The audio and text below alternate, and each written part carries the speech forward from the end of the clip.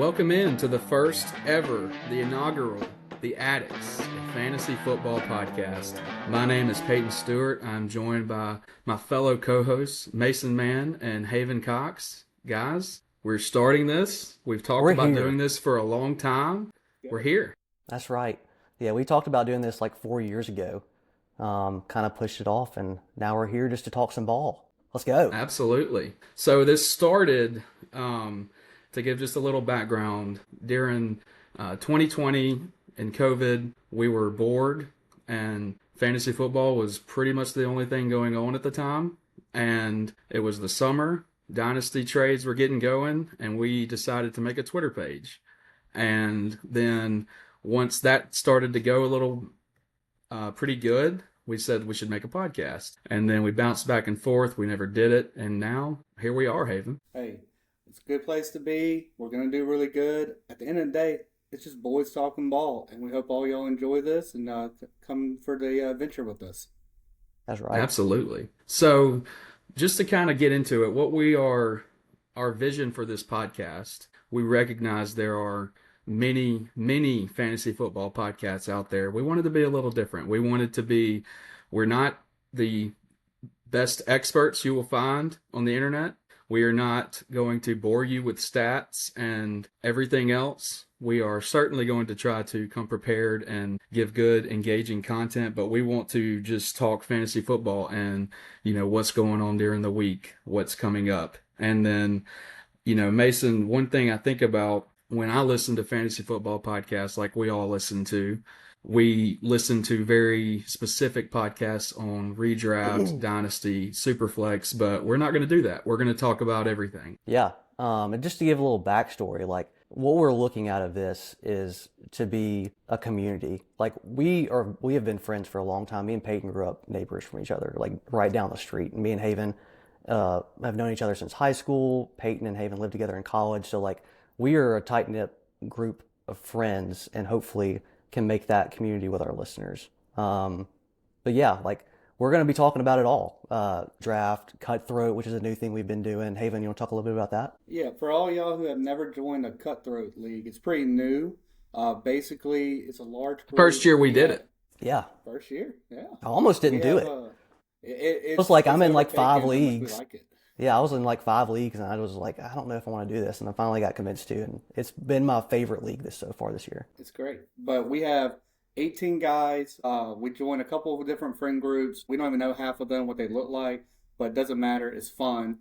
And basically every week, one person is eliminated, whoever has the lowest score. So you draft like a redraft. You set your lineup, and then every week, whoever is the lowest, they're eliminated. And their players go to the waivers, and there's a thing called fab. If you're not in a fab league, it's basically you have need to be in one numbered league. You have a bunch of dollars. Let's say $100 is your cap, and you have to basically that'll last you the whole season.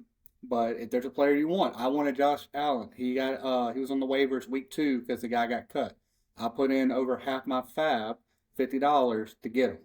Now I only have $50 the rest of the season when guys like Christian McCaffrey, Garrett Wilson, Brian Thomas, Brock Bowers, guys like that will still end up on the waivers. And now I may not have a chance to get them, but I can get them later down the line too, because you just got to be strategic with your fab. But it's really fun.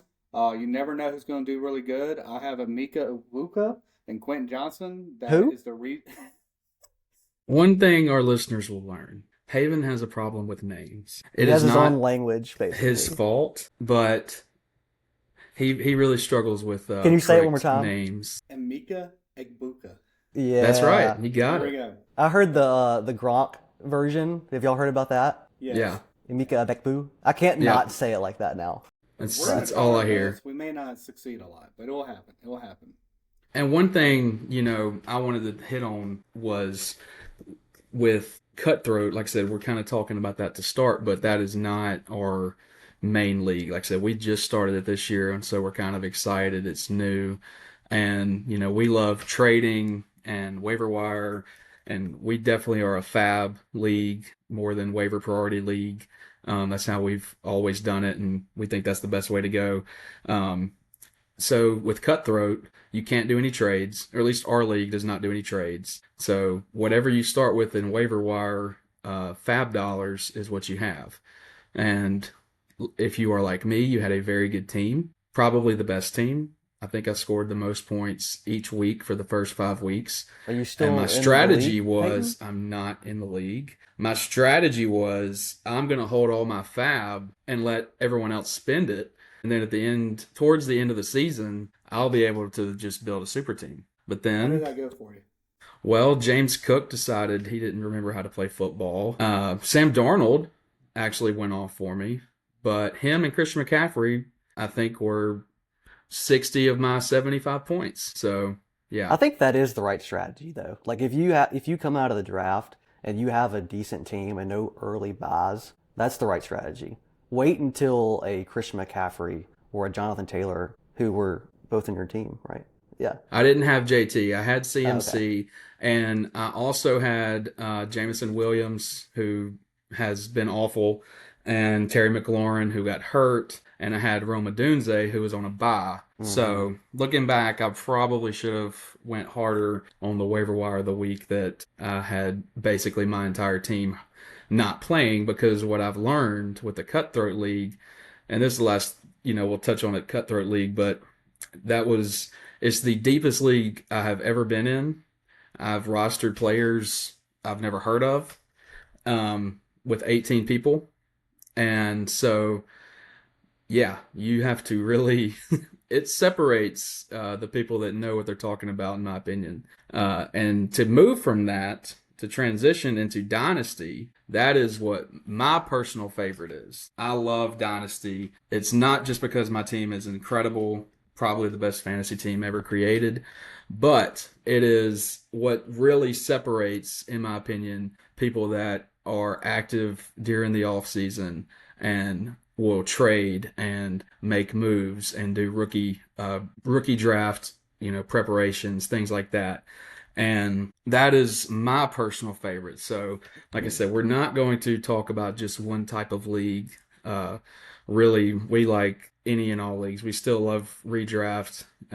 Which We is, in my are, opinion, the best league, just because it takes year by year talent. You gotta keep up with it year by year. You don't get to get lucky and pick a Puka off the waivers 3 years ago and keep on your roster forever. You actually have to know these guys. You have to live with the bust you draft, like a Brian Thomas or AJ Brown, and then you succeed when you get draft guys like Roman Dunze, Jake Ferguson.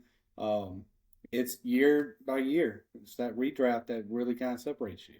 Yeah, and I think like in season it's more fun for redraft because there's constantly more trading because you're not trying to hold a guys for the entirety of their career. Like you don't care that they're rookies. Where with Dynasty, it's the year long, which is what the appeal of it, and that you can do fantasy even in the off season, retooling, and trying to build your team up, or rebuilding and trying to stack up on draft picks, and you get to have a rookie draft as well. So it's just pick your I poison. mean, you could be like me and hold on to Najee Harris when you took him in 101 a couple years ago in Dynasty, and he's just going to retire on my bench. He may be a bust for the rest of his career. He'd had a couple good years, but I mean, I drafted him at the 101. I'm not. He's going to retire. He's going to be on the Haven Cox's team forever. Yeah, there's some. I mean, just everybody has players like that. Deebo has been my guy for forever, and I keep like right now I feel like it's the perfect time to try to trade him, but he's just my guy. He's going to die on my team. yeah.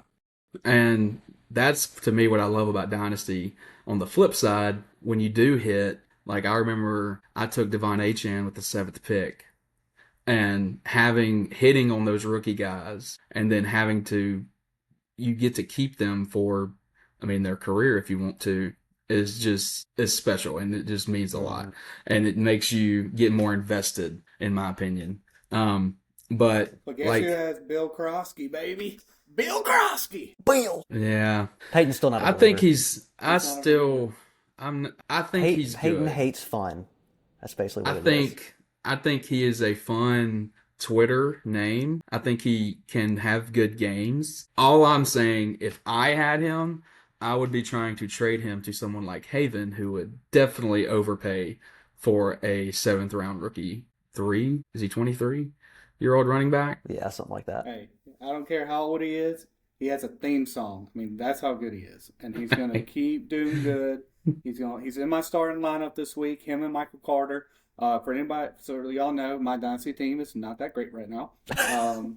Needless to say, Haven couple is in misses. the Haven is in the very tricky part. Superflex Dynasty. I'm in that part. I'm 3-2. If I win this week, I'm going to keep going. If I lose, I'm out. But we're starting Michael Carter. We're starting Jordan Love this week. We're starting from Dunze, Q. I mean, we're going for it. If it hits, it hits. If it doesn't, it doesn't. you got Yeah, really once- lucky with some of those players. Like Hey. you're huge being good this year. Rico Dowdle. Rome. I think you Rome. dropped him at one point. Your team looked so ugly to start the year, but here you It's are, still 3-2. Well, we'll make it. But there's one special name. I won't talk about him later. But there's one special name I'm going to start this week, and he's going to go off. Another thing about Haven, along with not being able to pronounce names, he gets obsessed with guys that have one good game out of nowhere. And even if they do nothing for the next, 5 weeks, he still will try to trade you a future first for them and get made fun remember of. the days of Travis Fulgham. He had Forgot about that name. That's a 3 deep good cut. weeks. Yeah, it is. And he was my guy, and I tried to get anything and everything for him during that time, and did not work. But No, you he will tried always getting live first in my round heart. picks, and you wouldn't take anything else. In my That was his opinion, value. this is why I love Dynasty so much. And what I mean by that is Haven, I'm sitting good. And my team is good. They're young, there's studs, there's depth, all that. But Haven is at a point with his team, he can win and make the playoffs this year, but he's not going to win the title. And so Never know. he is at that tricky part where I love Dynasty, where it's like you have to make moves. You can't just say this year is over, I'll draft a whole new team next year. You have to make moves and make trades, get future assets, get rookie picks, trade, time the market right, all that. And that's what I love about Dynasty. But I did want to segue into our next topic. So we recognize we're starting this in week 6, begins tomorrow. Week 6, yeah. So kind of in the middle of the season, and we talk fantasy all the time, every day, pretty much. And what we thought would be a fun initial topic of our podcast was looking at what we think are the biggest busts of the year so far and the biggest sell highs going forward. And then we have a couple other topics as well. But that's what we wanted to start with. And so I'll let Mason kick it off. And what we are wanting to see is, like I said, who do you think is your biggest busts of the year so far? They could turn it around, we recognize, but up to this point, they are a bust. And who, if you had this person, would you be wanting to sell more than somebody else? Yeah. So one of the biggest busts in the whole draft, Derrick Henry. That's who I chose. I saw a stat today where all of last year he had 1 week without less than 10 fantasy points. Up to this point this year, he has 3. So I just think it's gotten to that point where, one, the Ravens without Lamar are just horrible. So hopefully when he gets back after this bye, it can turn around. But also just with age and how many carries he's had over his career. That's, in my opinion, has been the biggest bust, as he was drafted late first, early second in some drafts. And then sell, I'm going to go with Brock Bowers. I think, I think being on the Raiders offense, one that does not pass the ball a lot, has a bad offensive line, and from what I've been seeing and reading up on his PCL injury, that's something that lingers throughout the year. So I wouldn't be surprised if we don't see him. I believe his bye is around week 9 or 10. So I think I wouldn't be surprised at all if we don't see him again until after their bye. So if you can capitalize on someone still believing in him, I think that would be huge. And the same for, this one hurts me too because this was my guy, Ricky Pearsall. He's battling the exact same injury. And I didn't want to say this one as my first option just because he doesn't have as much value as Brock Bowers probably does. But if you can find somebody out there that would be willing to give you something for Ricky Pearsall, I think he's going to be battling this injury all year too. Would you? So say I will, Brock let me jump in Bowers here. Yeah, go for it. Let me jump in here with some thoughts, and I'll throw it to you, Haven. But so, just to mention, side note, we do have NFL teams that we are passionate about. I'm a Cowboys fan. Mason is a 49ers fan. Haven claims to be a Jags fan when they're good. And so I know Mason, it hurt him to think of Ricky Pearsall, but I do agree with those selections. And I remember on draft night, it was the 10th round, and I was having to decide between Ricky Pearsall and Emeka Ibuka. And I was like, I got to go with my guy. I got to go with my Niner. And I could have had the option, even though I think I had Ibuka a little higher in my rankings. But yeah, that one hurts. Well, and another Maybe thing, that's you another know, reason to fault there too. Yeah, maybe so. Well, another thing that, I mean, the Yeti had to at some point wear down. I mean, we've been saying, I feel like for the last 5 years going into the draft, this is when it's going to happen. And then he finishes top 5. And so that way for 3 or 4 it years. had to It's crazy. happen at some point. But like I said, he is the Yeti. It's going to get cooler soon. I might be trying to get him. But he's been a bust. Go ahead, Haven. So, Mason, Bowers is your sell. Who do you want for him? Who can you get for Brock Bowers right now? Because a couple weeks ago, I got Brock Bowers and traded away Garrett Wilson. Terrible decision. Now looking back at it, this is around week 2 or 3. I didn't realize how good Garrett Wilson was. The injury hadn't happened. Now we're in week 6. I mean, Brock Bowers. Who are you trying to get for him? My thought process behind it would be there's a lot of guys this year that were drafted late or weren't even drafted at all that have been showing out, like Dalton Kincaid, Jake Ferguson, Dallas Goedert. So like if you can get someone that doesn't think those guys are going to continue to do that throughout the duration of the year, Ferguson would be the guy I'm targeting the most in that trade. If you can find a guy that still believes in Bowers and would do Jake Ferguson and a running back to a wide receiver too, I think that's something that I'd be definitely interested in. Because in my opinion, when Bowers is back healthy, yeah, Bowers is going to be better than Jake Ferguson. But is it that big of a difference? And with the way that tight ends are right now, though, I don't know if you're getting that done 1-for-1 right now. I really don't. Jake if Ferguson I had Jake might be Ferguson, a bad example because he's the tight end 1. But it's tricky because CD's going to come back. You could get him. People may be trying to that would be the argument you play when you're trying to make that trade. That's what you would say. All tight ends are bad. I mean, that's just what I've gotten to at this point. Each year we play, there's like 2 tight ends that I'd even care. I think I called Haven a couple days ago, and like I said, there's 2 or 3 tight ends I'd even care about trying to get. I think I asked Haven a couple days ago, I said, in Dynasty, what tight end are you actively trying to get? And I think we said Brock Bowers, Trey McBride, end of list. I mean, it's just... Maybe Tucker Kraft, maybe. Isn't it sad, kind of side topic, but Sam Laporta, he was the Brock Bowers after his rookie year. And now he's like nothing. Like and Kincaid no one wants extent. him. Yeah. It's just weird, man. I don't know. But I have him in Dynasty and I've been trying to figure out what to do with him. I think my go early tight end days are over. If I'm wrong, I'm wrong. But when you go early tight end, Brock Bowers in the 2nd round, Trey McBride in the 2nd round, you're just missing out on really high chance of not busting players. And if those guys bust, you're done.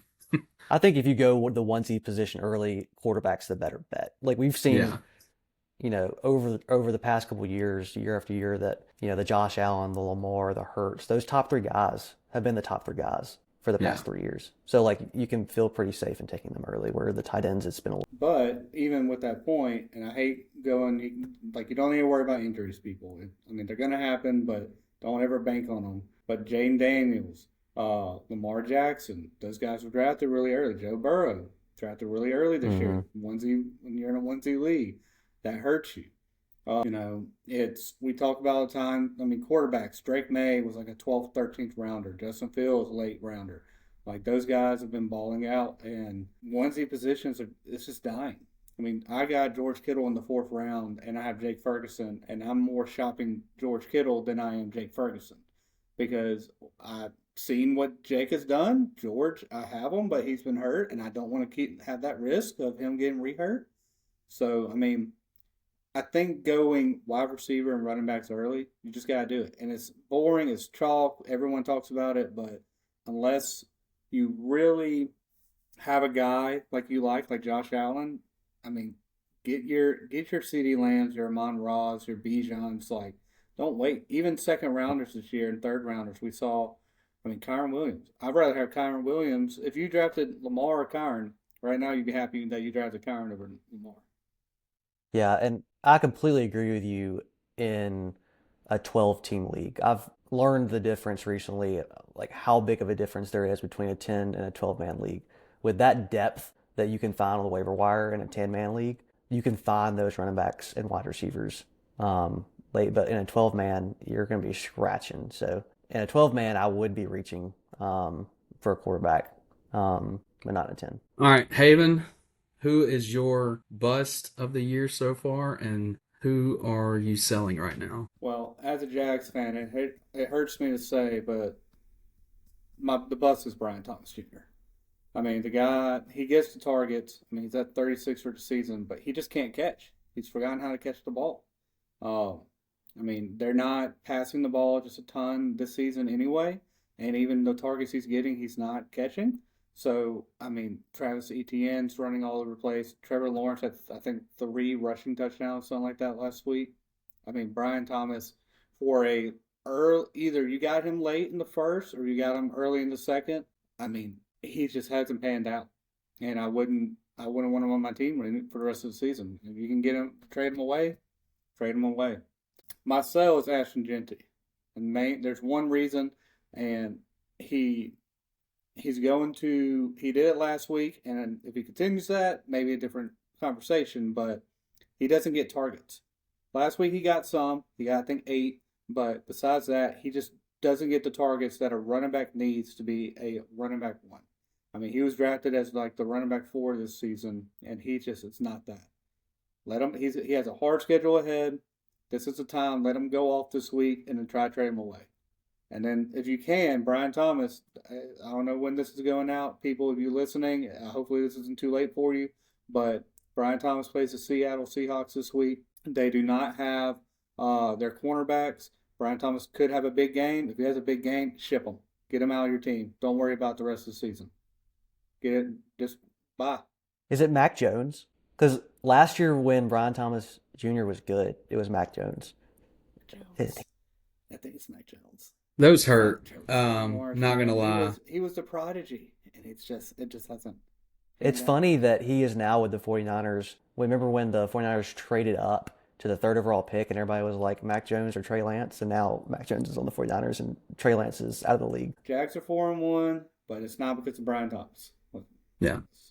All right, I'm going to go into my picks. So I don't know how the biggest bust of the year so far is not Chase Brown. He has been awful, to say it lightly. I remember in our home league, he was the talk of the draft. We get together, we do a big draft every year.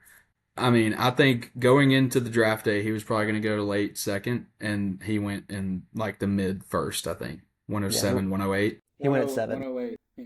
And, I mean, we thought you could take him in the top 5 and I wouldn't hate it. But he has just been so bad. That offense is, without Joe Burrow, is bad. And that O-line, I don't know what they're doing, building maybe the best offense, hot take, in the National Football League outside of their O-line.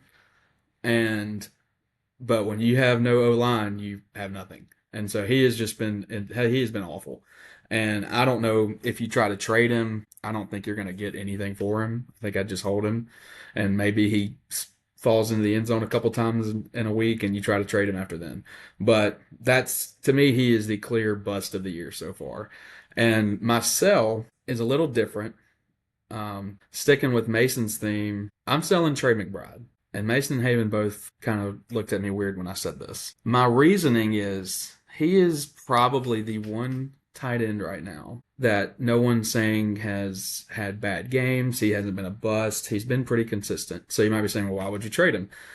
I think when I looked at his game by game points, he's not really separating. I mean, he has, I think, one game more than 15. He's in that 10 to 12 range. And I think people would really be trying to find any consistency at tight end when there really is no one that's going to win you a week right now at the tight end position, in my opinion. And so if you have a proven commodity that is very valuable in everyone's eyes that you can sell for a RB1, wide receiver one, I would absolutely do that and then pick up, Darren Waller or maybe get Kincaid, try to trade for him for a lot less. I just think people value the tight end position where, like I said earlier, I'm just out on it. I just plug and play. I started Kincaid in one league and he got me like 10. And then I started Zach Ertz and he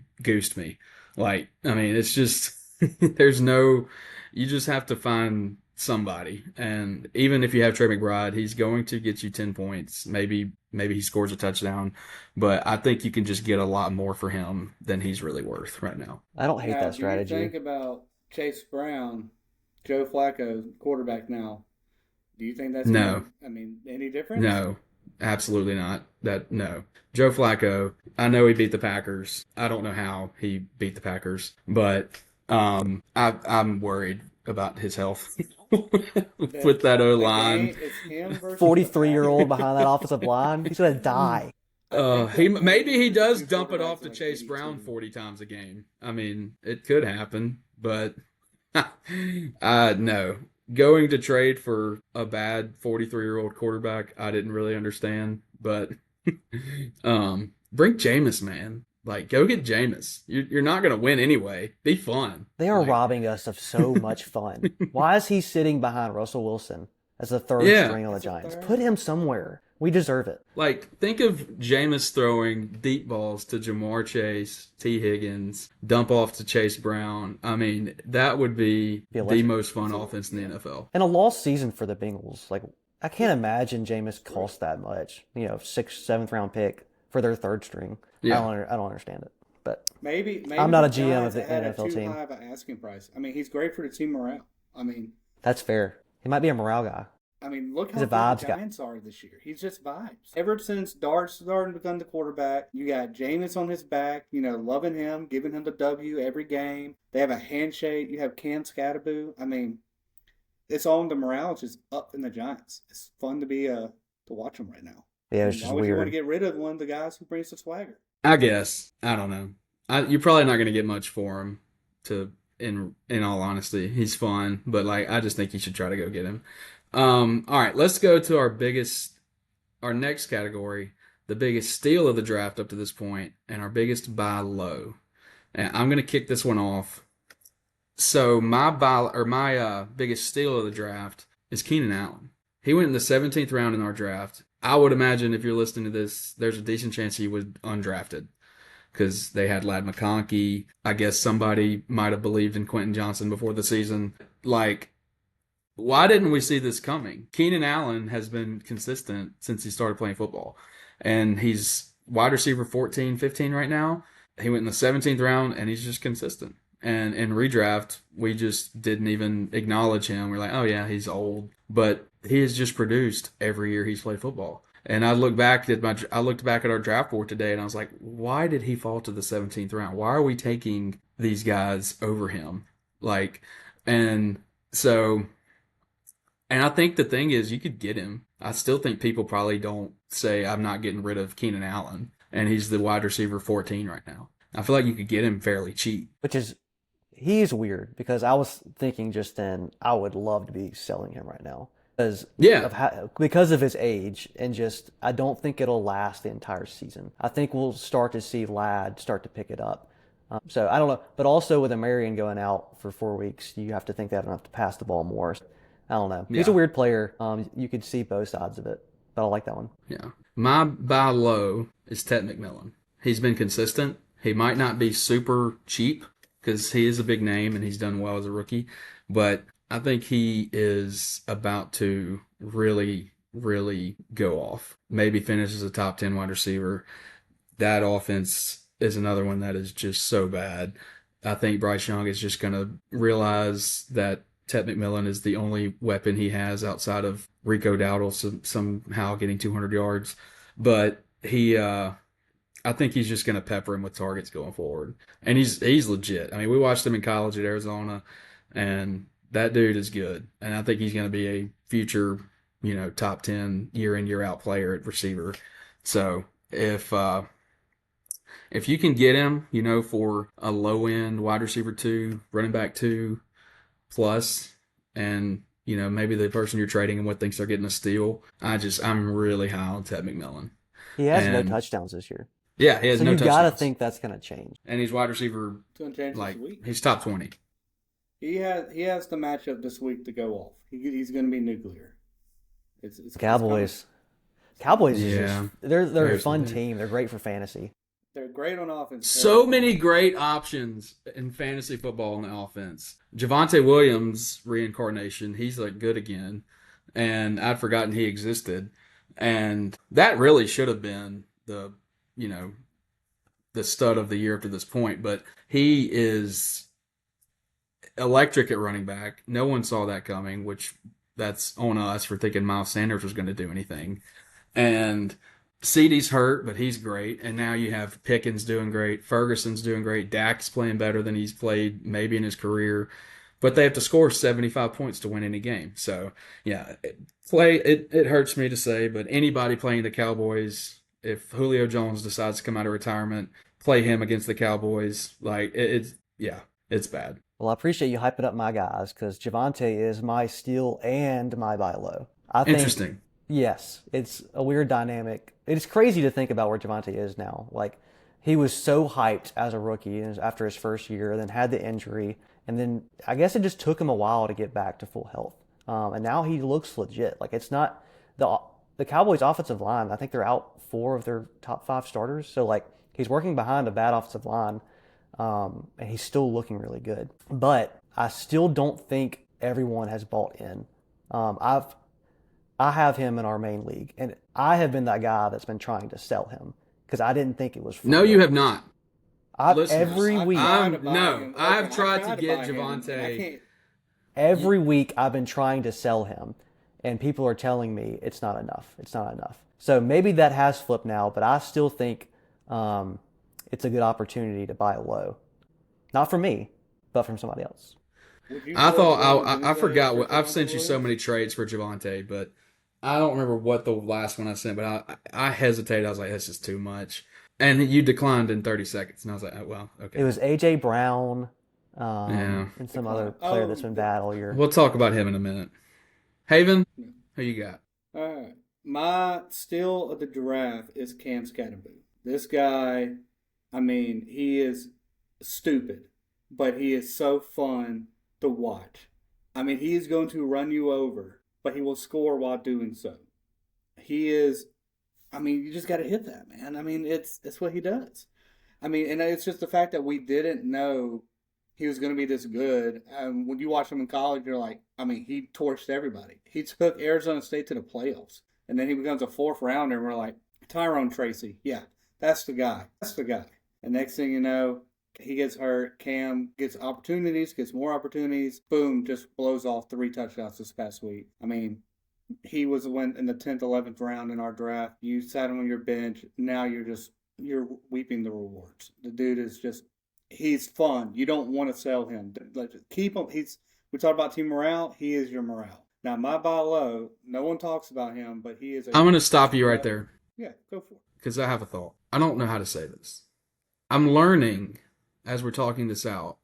I might not be very fun because I get Cam Skattebo hype. He's fun. He runs into walls, and everyone saw the video of him at Arizona State just before the game. See that clip where he was beating just his head against the wall to get ready for the game. Beating his head against the wall, and like running out. Yeah, he's electric. I still just it's something I don't know. It's can't the get there. PTSD from the Arizona State game. 5 straight games, RB20 or higher. 2 games in the top 5. It's what Mason said. We were Mississippi State fans. We saw him absolutely destroy our hopes and dreams. Had no idea who that guy was. No idea. I He rushed for like 11 yards a carry in that game. 30, and next thing you know, we lose by 40. So we should know, we all went to Mississippi State. We were very diehard Mississippi State fans. And a game that probably none of you watched last year because we were horrible and went 2-10. But Cam Skattebo against Mississippi State, I think rushed first. I think he's still running. And I left the game. I was like, who was that? And then I saw he played at where did he play? Like Colorado State or something before, and Sac State. yeah, Sacramento State, and I was like, okay, well, if we're letting this dude go off against us, he must like we are just bad, and we were We bad, were but bad. he is good. But he took him to the playoffs. Yes, and so he's good. I get it. I should be not like this. I don't know. Maybe it's because Jackson Dart's their quarterback and it's the Giants, and I don't know. That's totally it. But Yeah. it's just fun. You just get guys that are fun to draft and just fun to watch. Makes fantasy football so good. Would you rather watch him or would you rather watch Derrick Henry, who is a second rounder bust right now, who gets 30 yards on 20 carries? It's just not. This year, Can't do Skattebo, it. but I will not sit here and besmirch, in my opinion, the best running back of all time. We always One of do the this top at the end of five. at the end of these guys' careers when they look bad. We talk bad about them. We He's cannot terrible. besmirch them. Like Haven. Derrick Henry has He been was- good since I was He's been in great, but he's been great. junior But high. He's never smashed his helmet against a brick wall to warm up before a game. You're right. So, Like I said, I think Uh, Derrick Henry was good when we were in junior high. Like, I mean, he has been that good for that long. So I will not. Cam Skattebo's fun. He runs into walls and all that, but we're not there yet. All right, who is your buy low? my buy low is Deebo Samuel. So Deebo, he's a wide receiver 7 on the year. Not many people are really talking about him. He's not in many conversations. Honestly, you can get him, I feel like, for relatively cheap. The guy has had 3 weeks in the top 12. No one talks about it. The weeks he did bad, Jane Daniels was hurt. Jane Daniels is back. Deebo's a little banged up, but he's going to play. I mean, go get him. He's a guy that honestly you could do a 2-for-1 if you have a guy, if you need some depth and you need a good running back and a good receiver. He's a guy that you can package with somebody else like a Kyron Williams or Travis Etienne, and you can sell a guy that he's been good on your team. Maybe a Javonte. I could see people selling high. I know Mason says he's a buy low, but honestly, he's a sell high too, where you can sell Javonte for Deebo. I mean, Deebo he's had a couple of years where he's bad, but this year, I mean, he is the focal point. Terry McLaurin's out. Zach Ertz has been dead for a while. I mean, it's Bill Krosky's fun, but Deebo has been their guy this season. And if you can get him, go get him. Are you not worried at all about Terry McLaurin coming back? Because That was my question. I think that's why. I mean, Terry, even when Terry played this year, he was bad. Terry didn't have a good game. When they were both on the field, I know maybe a small sample size, we're maybe just talking about week 1 when we had Jane Daniels as a quarterback and both of them out there. But Deebo was better. He was. Terry McLaurin has not been good this year. I don't think if you have him on your team, I'm sorry. I would try to get rid of him. I mean, he's had injuries. He's just looked slow. Jane Daniels loves Deebo, and he's just been targeting him a lot more. Yeah, I think if you have that conviction, you can totally go buy him. Because I don't think the majority of people think that. And that's why you can buy him low. People are gonna be like, Terry McLaurin's coming back. Deebo may not be who I need to have on my team. Go get him. That's when you get those guys. When Terry comes back and Terry still stinks, that you now have Deebo in your team you get peanuts. Yeah, I'm shocked he is wide receiver 7. I'm gonna be honest, but I did not realize he was doing that good. But yes, he was the OG like fun type guy coming out of South Carolina. Like he'd line up at running back in the Shanahan offense, and he would be bulldozing his way down the field on a slant route. So yeah, I've always loved Deebo, and I think that's a good pick. He's a man. He's so much Mason, as fun. a 49ers fan, do you regret trading him away? Do you wish he was in the Y'all's offense right now?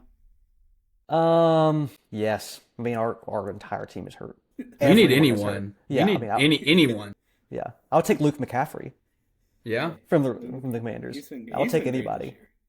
All right. So we wanted to kind of talk some, strategies and what we thought, but we've kind of hit on it.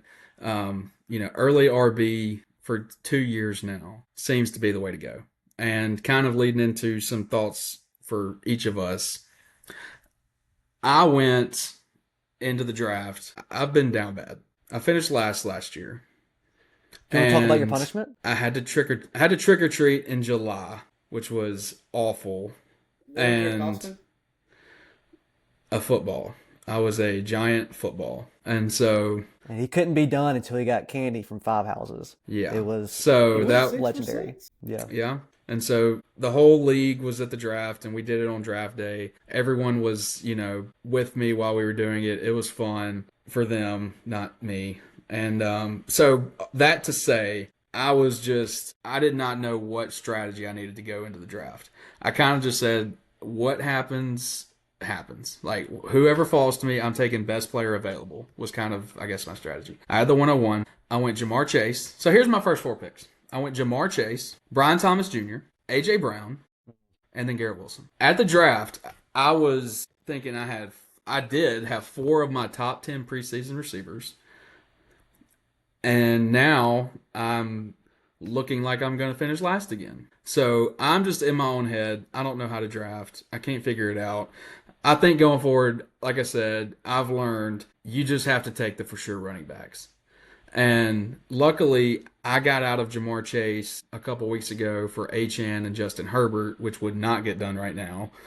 And I'm happy with that. But A.J. Brown, Brian Thomas Jr., I'm in purgatory. I don't know what to do. I have to start them because I'm not starting Jacoby Myers or, someone like that. And they're going to get me 6 points and I'm going to lose. And that's just how it is. And so I think what I've learned is the running backs this year and last year in the first couple rounds, for the most part, we've talked about Derrick Henry a little bit, but and Chase Brown, but for the most part, they are the most surefire things up to this point. It'll probably flip next year when I change to that strategy, but that's where it's at right now, it looks like. So, yeah, I was so happy on draft day, and all my receivers have just completely tanked my team. Yeah. Well, I've been on the opposite side of Peyton. So, as Peyton talked about, he drafted Jamar. He was the 101. So, of course, in his eyes, he sees a Jahmyr Gibbs. He sees Saquon. He sees Christian McCaffrey. He's like, I should have got those players. I mean, they were better than Jamar Chase. And then second round, late third, he had that 2-3 turn where he could have got Jonathan Taylor. Big mess up on his end. A guy like me, who was at the back half of the draft, I got lucky. I got CeeDee Lamb who fell to me. Now, he may have been hurt. He may be hurt right now, but he's going to come back. But he was electric the first couple of weeks. I mean, he was CeeDee Lamb. My next round, everybody was all on Chase Brown. We had couple of quarterbacks get taken, Brock Bowers, all those onesie positions that we talked about that you should not do. People did, and it got where Amon Ra fell back to me. So I started off with CD and Amon Ra, and just having that 1-2 combo has just been great. Then I went running back round 3. That was my first one, was Kyron Williams, and then I got George Kittle. So, and then Devontae Adams. So that was kind of my first 5 rounds. And I have 3, in my opinion, I have 3 at the top 10 receivers. Now I have another one at the bottom of the list named Rome Odunze, who I got later, who's really made my team stand out. But, I mean, there's guys for running backs that you can get later who just really are going to pan out. Even if you just need a running back 2, and you want a guy like CD, Amon Ra, Puka, who was drafted like the 108. I mean, you can get a Jordan Mason, you can get a Travis Etienne. I mean, guys like that who are just late rounders who you can just put in there. They're going to get 15 carries to 20 carries a game, and they're going to give you 10 plus points. And that's my strategy. I mean, Javonte Williams was a 9th rounder in our league, and he's the RB5. Yeah, you're going to have those guys. But at the end of the day, going just running back early just puts you in my opinion, in a bad position because there wasn't as many receivers late that were good as running backs. Yeah. I don't know. I think what it comes down to is there is no for sure thing. But it's not for sure. You just gotta you gotta hit on your picks. It's not that hard. You just have to draft the guys that are going to do good. Yeah, it's easy. We're going to have a loyal listener named Jaden Smith. And I'm in his friend group, and in that league I was a late pick, and my first 4 actually. I went Puka, then I went Nico Collins, then I went Jackson Smith, and then I went Garrett Wilson. So I have 3 of the top 5 receivers in my opinion in fantasy football with the top 12 and Nico right behind him. I've been dominating and my running back hasn't panned out. I had Amari in, he had great, but I mean, I drafted Javonte Williams late. I drafted ETN late, and it's been great. I know it's a great about 4 times right then, but I it's think what it Dave comes just let down me to, know we'll play this week. I'm gonna whoop you, and just know it's because you let me get those receivers in the beginning of this draft. I think what it comes down to is, I think my strategy was right in that what I mean by that is you just have to take best available. And I think that's the way to go, and it's just not always going to work out. I do think Brian Thomas and A.J. Brown could get better as the season goes on. I'm telling myself that. But I don't think there is a clear, each year everyone's like, this is the early RB year, this is the zero RB year. I think you just have to take best available. But Mason, I wanted to go to what you were wanting to talk about because I think I should have looked at this in more of my strategy of looking players that maybe played for decent teams. Yeah, this is kind of a different strategy than, thinking about positions, but it's thinking about the offense. So it sounds pretty obvious, but the players on good offenses score more points. Crazy So concept. yeah, it's crazy. But when you're thinking about players in your draft or, making trades that are of equal value, but one plays for the 49ers and the other one plays for, I don't know, Titans. Take the player that is on the better offense. Looking at the top 10, and this is especially good for running backs.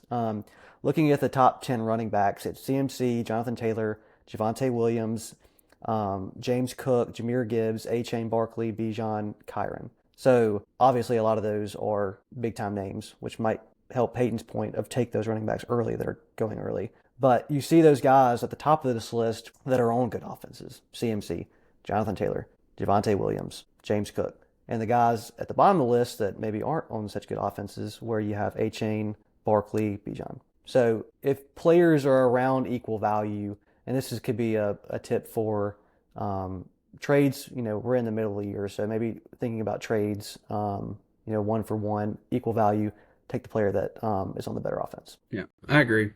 And like I said, I think the differentiator when you are up against two guys that, in my point, are pretty close and there's not really a clear-cut value that you're taking at the spot, go with the better offense. I was very content with having, it's funny you mentioned the Titans. I was like, man, I got Tony Pollard as my RB2 with all these great receivers. And this is where fantasy is so different than the NFL because Tony Pollard's been good. He gets 18 rushes for 92 yards. And that's it. Yeah, and that's it. You're going to get 8 to 10 points. And, we play PPR. Probably should have mentioned that. We are PPR people in all of our leagues. And so when you have running backs like Tony Pollard that are not catching the ball, which makes no sense because that's all he's did at the Cowboys was catch the ball. But they just refuse to do that. They'd rather throw to people I've never heard of with a rookie quarterback. But anyway, yeah, he's just going to get me 18 rushes for 92 yards, and that's it. But yeah, when you have those options, you need to pick the better offense. I agree with that for sure. So moving to Haven, you had a few different things you wanted to talk about. Yeah. So I'll just turn it over to you. So we kind of already touched on them. My main topic was why you should wait on onesie positions, but we've already kind of gone over that. So I'm going to keep on the topic of fun. I feel like a lot of this podcast, we just really talk about fun. And my recommendation for Dynasty, if this is a Superflex Dynasty, if this is regular Dynasty, whatever kind of Dynasty you like, find those random players during preseason, during the draft, where you're just like, that is my guy. And just follow him through his career, follow through his rookie season, just buy in. For me this year, that's Torrey Horton. This guy is so irrelevant fun to watch. He is I'm about to buy me a Torrey Horton jersey. I mean, the guy was like a middle of the draft pick. I mean, no one talked about him. He wasn't drafted really in any rookie leagues. I mean, he was just another guy. And then as preseason went along, it's like, oh, he's running with the ones. Oh, he's made this really good catch. Oh, let me watch the preseason game. Oh, he had 5 catches for 75 yards and a touchdown. Oh, this guy's awesome. And now he's had a couple good weeks. He's somebody, I think he's wide receiver 41 on the season. Not great, but not terrible. And it's just like, I want to watch him. I want to watch him be good. I think he's fun. And that's how I feel like you just make Dynasty fun. A couple years ago, and I'm learning that this is from mistakes I've learned. A couple years ago, I had Nico Collins. I drafted him in the 4th round of our rookie draft. Dropped him. Yep. Yep. So to the waivers. Where Torrey Horton will be in a couple weeks. And this is my point. Keep those guys. Nico Collins sat on my bench for 2 years, and I made way for some other players and dropped Nico Collins the year C.J. Stroud got picked up or drafted. And next thing you know, Nico Collins is nuclear. Now he's a top 10 Dynasty wide receiver. Those guys, that could be Torrey Horton in a couple years. Sam Darnold is the quarterback. Like, he could be the next guy. And just having him on my team, it's just more fun to watch and to cheer on some random dude that he may never pan out. But dang it, he's going to have a fan club at least one until he does. All right, so we can move on. Haven can have fun in 2 years watching Torrey Horton get 1 catch for 4 yards, but he'll be on his team, so that's fun. No, I agree. You got to get your guys, especially in Dynasty. So I'll let you have all the Torrey Horton shares that you want and have fun with that. Some of them are going to work. I had Jalen Royals, didn't pan out. Dante Thornton. Travis Fulgham. Some of them. As a guy I didn't think we'd talk about twice. They don't do it. But Torrey Horton will pan out. I'm calling it now. He is going to be the guy for Seahawks. Him and JSN are going to be the dynamic duo that we all want. Okay. Love it. Like I said, I didn't think we'd talk about Travis Fulgham twice, but here we are. I haven't thought of that name in years. That's crazy that y'all could remember that. Yeah. All right. So I think we're at a good point now to kind of wrap things up. Our plan is we want to do once a week. We're not sure exactly what day we want to have new shows released, but once a week. When we find that day, we're going to try to make sure it's consistent on that day. But yeah, it's just guys talking fantasy football, and I hope you've understood and got a little bit of that. I got a little bit of a taste of how we want the show to go. It's going to be different each week. We're going to play. We might do games, trivia games. And we got all kinds of ideas. I mean, it's like I said, it's stuff that we do weekly that we were like, let's just make a podcast about it. So that's what we're doing, and try to keep it relevant to what's going on in the week with the previous games from the past weekend, and look ahead to the next week. But really try to keep it fun, lighthearted discussion, and that's the goal. But one thing we do want to have each week is something that we do in our group texts recently, question of the day. And our plan is it's going to be really any fantasy related topic. It could be old, it could be new, whatever. It's just a question of the day. And I have the first one this week. We're going to rotate it each week. So today it'll be me asking Mason and Haven. Going forward, it'll be one of them asking the other two. And that's how we're going to end each show. So I put a fair amount of research into today's, and it shocked me. But testing our knowledge now. Yes. Well, it's not going to seem too surprising, but it is at the same time. It shocked me, and we know this guy's good. It's about Christian McCaffrey. So here's the question of the day for the inaugural episode. Currently, CMC is on pace just as a wide receiver. Okay, so we're not even looking at rushing at any point. In PPR for 132 receptions, 1,315 yards, and 10 receiving touchdowns. Up to this point, he has 39 receptions, 387 yards, and 3 receiving touchdowns. And we know he has yet to score a rushing one. So his pace is what I just said for the whole year. If he were to get there and finish at that pace, just as a receiver, where would he have finished last year in the end of season wide receiver rankings if he finished with 132 receptions, 1,315 yards, and 10 touchdowns receiving, All right, which is his current pace. Do we get one guess? And then One you guess. announce? Okay. One guess. So that's about. Can you repeat the projected stat line one more time? Yes. He is currently on pace for 132 receptions, 1,315 receiving yards, and 10 receiving touchdowns. All right, I'm locked in. All right. You go ahead while Haven's I'm thinking. ready. I'm going wide receiver. Haven? Oh, we thought the same thing. Wide receiver 4, because that comes out to about 330 points. While we said we're PPR, we're full point PPR. Just want to state that out. So each catch. We don't do half. We don't do that. It's too confusing. I like yelling and pointing. Point. Yeah. Point. Yeah. Yep. So 330 points. I bet you that puts him wide receiver 4. So you're not far off. That does put him finishing the year with 324 PPR points, which is good last year for the second overall wide receiver. Only behind Jamar Chase at 403 PPR points and above Justin Jefferson, who had 318. That's absurd. And that's just as a wide This receiver. is a running back. For the people this year in their drafts that took the risk on him, like, it's paid off big time. Yep. And the people last year, I was Christian so McCaffrey, close like me, to taking him over Jamar Chase.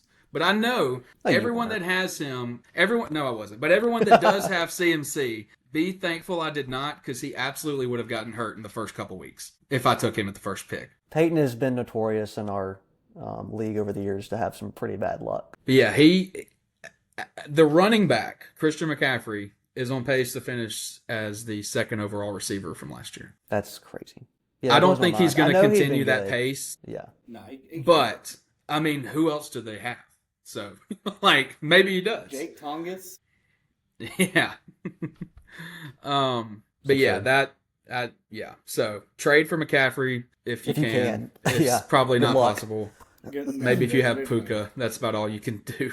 If you had Puka, maybe. But honestly, I'd rather still have Puka over CMC. yeah, I mean, they're the 1-2 right now for sure. It's not really close. All right. Well, that wraps up our first show. We are just at an hour. We said we'd go 30 minutes, but here we are. Our goal each week is to stay roughly, we don't know, half an hour to an hour. We're going to figure it out. Talking ball. It's guys talking ball. So If enjoy the ride. AJ Brown gooses me, it might last 2 hours, but that's just where we are. So, thank you all for listening, and we really appreciate it. Like, subscribe. I've never done a podcast, but I think that's what you're supposed to say. So that's what all the ones I listen to tell people to do. But yeah, we hope you enjoyed it. Hope we see you next week, and thank you all for tuning in. Follow us on X and TikTok at FFB Addicts. Thank y'all.